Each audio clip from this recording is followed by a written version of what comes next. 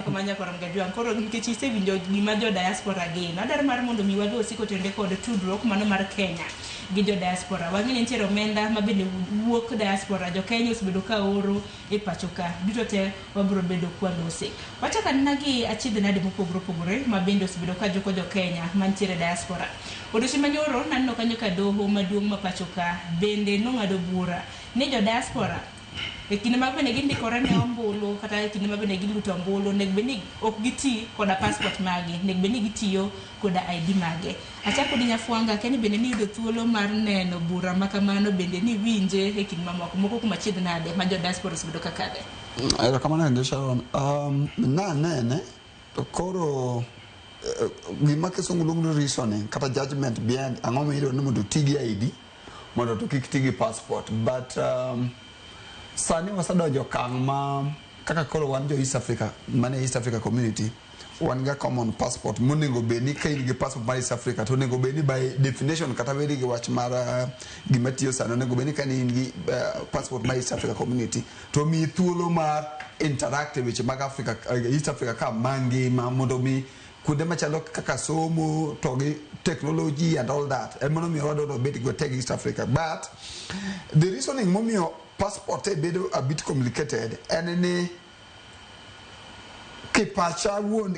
watemo bypass the issue minya ilo ne ngato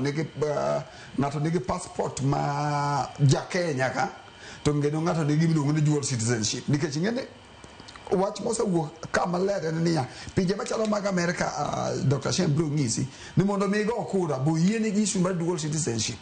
kaso yieni bedo ja America piwa to be kidwa bedo president kata America bo ni in citizenship of America ko tesa bedo ngamo stebenade ngamo sanyuol America ngamo nyuol America koro ginto gi wachana ngamo nyuol America amonego beda ngoma amonego beda muyi chiko yiene bedo president of America gima Supreme Court Kenya temo kiwa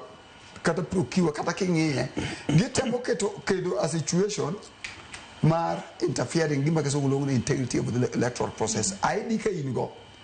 ID mangiso ni kawa ngowa ni kawo nikech Kenya ka bodo bibedi ki passport ne bibedi ID